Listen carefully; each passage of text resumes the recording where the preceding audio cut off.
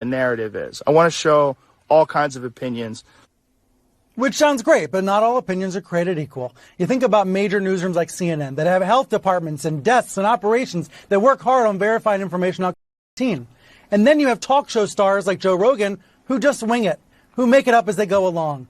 And because figures like Rogan are trusted by people that don't trust real newsrooms, we have a problem that's much bigger than Spotify, much bigger than any single platform, Kate. But that's what is the heart of this right now.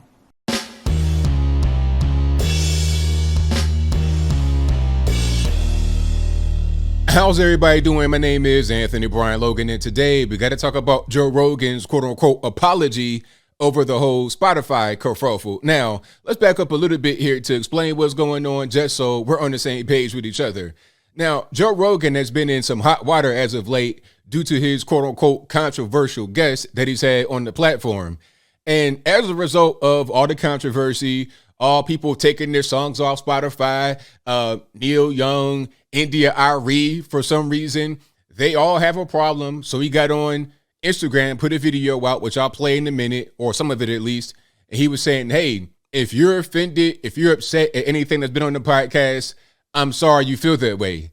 Now, is that really an apology? I'm not quite sure that it is, because he's basically saying, look, I said what I said and I stand by what I said. However, if you're offended, if you're upset, if you have any kind of negative feelings about my podcast, I'm sorry you feel that way. That's not really an apology, but the mainstream media, they are saying it's apology regardless, because they want to make it seem like Joe Rogan is relenting to the woke mob, although he's not.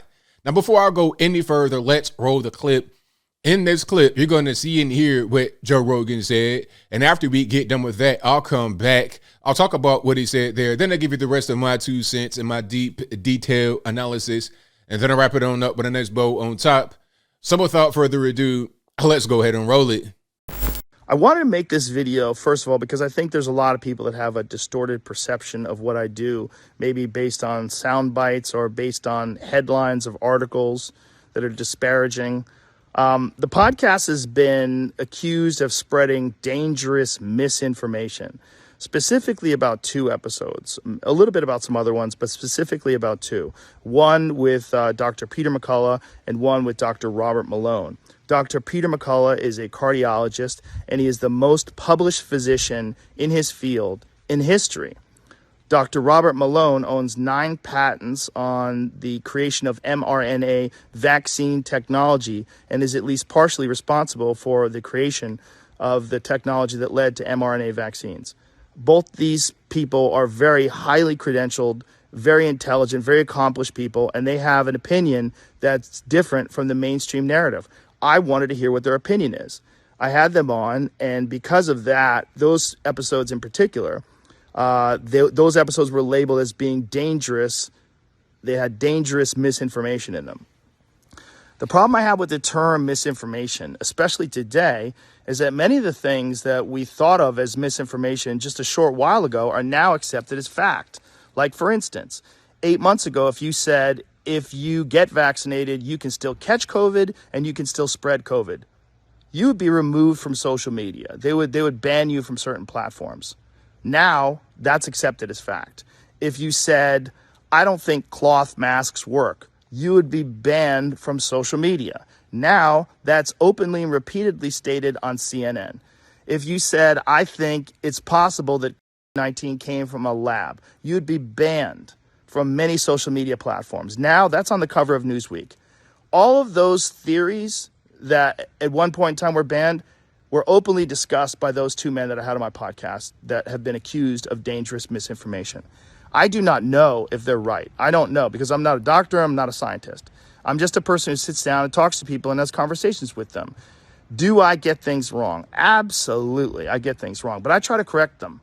Whenever I get something wrong, I try to correct it, because I'm interested in telling the truth. I'm interested in finding out what the truth is. And I'm interested in having interesting conversations with people that have differing opinions.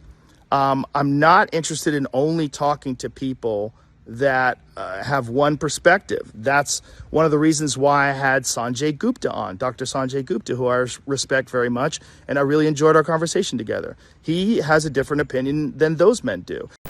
All right, so you saw that, you heard that. Now, there's a lot to say here. First and foremost, that was not the entire clip. It's about a 10-minute long video. If you want to see the full thing, links will be in the description box. But what you saw right there was a general gist. It was the essence of what he was trying to get across. And as you saw, it was not apologetic. It was not, oh, I'm sorry, I'll never do it again.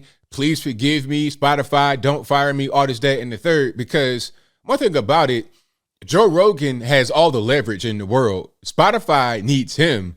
He does not need Spotify. If he was to go back on YouTube, if he was to start his own streaming service, people would follow. Joe Rogan is probably the biggest podcaster on planet Earth. He does not need Spotify. He does not have to grovel to Spotify or anybody else for that matter.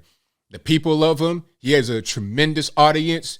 He has all the power, 100% of the power. Not Spotify, not Brian Stelter, not anybody, not Joy Ann Reid or anybody. It's him, first of all. Second of all, his podcast is controversial to those who don't want to hear what he has to say, who don't want his message to interfere with their message. You heard it from Brian Stelter at the very beginning. He's like, well, they're trusting him more than they're trusting us. Well, let's talk about that. Joe Rogan even said that he gets things wrong sometimes and he tries to correct them.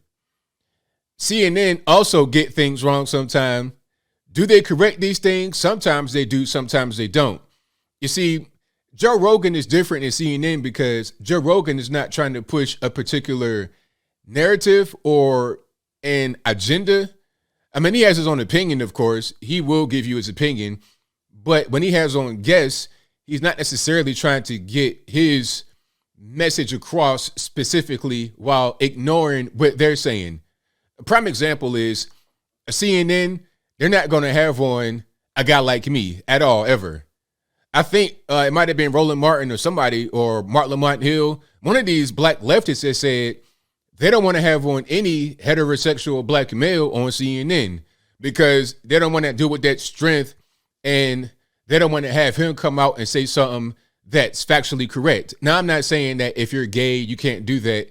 I'm just saying that's their mentality. They want to suppress certain people and suppress certain ideas because they have an agenda to push. It comes straight from the top, from Jeff Zucker down to all the employees. That's what CNN is. It's a propaganda type network. Joe Rogan, on the other hand, it does not have that type of structure. He's bringing on guests and they're talking long form content, 3 hours, 4 hours, and they just throw things out there. They throw ideas out there, and then whatever it is whatever it is. Now, I'm not saying he'll have on straight crackpots. Don't get that twisted. I'm not trying to say he'll have on some random person and they talk about random things and they'll say, oh, well, this is true. That's true. No. As far as a virus and things of that nature, he brings on actual experts. You're talking about Robert Malone, Peter McCullough, and etc. People that are educated. I think Robert Malone owes a bunch of patents. He owns a bunch of patents when it comes to the vax, that the mRNA vax. So you have on legitimate experts, but these experts aren't going to be bounded by little 2-minute news clips. I've been on TV before. I've been on TV a lot, and I know how it is. You're sitting in front of the camera, and nothing against TV news in general, because you do have some good TV news shows out there. But I'm just saying, as far as when you're in front of the camera, you got about 2 minutes. You're going to get interrupted. Cable news does not really give you enough time to fully articulate yourself. They want the sound bite. They want you to be quick in and out and cut to commercial, get the money. That's the format of television. The format itself does not necessarily lead to really deep and articulate discussion. That's just not what it's built for. So Joe Rogan, on the other hand, has the long form. You're not going to get bombarded with commercials and all throughout. You're not going to cut you off to go to a break or try to censor you or nothing like that. You're getting more honest, more detailed conversations from Joe Rogan. So if Brian Stelter was wondering why do people want to trust him and not us, it's because they enjoy the format and they enjoy the honesty, rather than you guys just trying to rush somebody in, get them to say something specific, and then rush them right on out. That's what TV is for the most part, especially the leftist news networks. And Joe Rogan is not even really a conservative. Joe Rogan is just Joe Rogan. Okay. I think he said that he would like if Michelle Obama ran for president and he'd vote for her. Is that a conservative person? No, he's not. And it's okay because he's not the kind of guy that has to align with one side or the other. When you're on TV, when you have these Fox News, CNN, they pretty much align on one side or the other. They have either a left or a right bias. And we're talking about television, it's mostly 90% left bias. Even on Fox, there's some left bias. But you don't have that on a lot of these podcast platforms, okay? And it's not just Joe Rogan. People come to the internet in general for alternative media to get down to what's really going on, okay? As he was saying, a lot of the things that we said right here on the internet and alternative media would get you banned from the internet.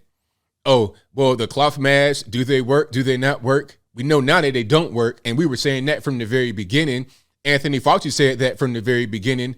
Then he changed his tune. He kept saying different things. And that's something else. Okay.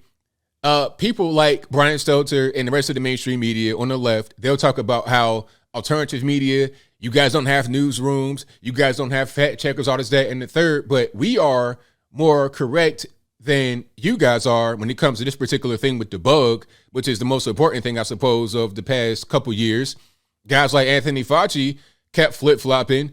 Okay, we got to follow Anthony Fauci and whatever he says, but he flip-flops more than anybody else. And he came out on TV and said that he said certain things, not because it was true, not because it was factual, but because he didn't want to create a negative reaction from the public. You see, at that point, you're trying to control us. You're trying to kind of herd us in a particular direction rather than giving us straight, real, honest information.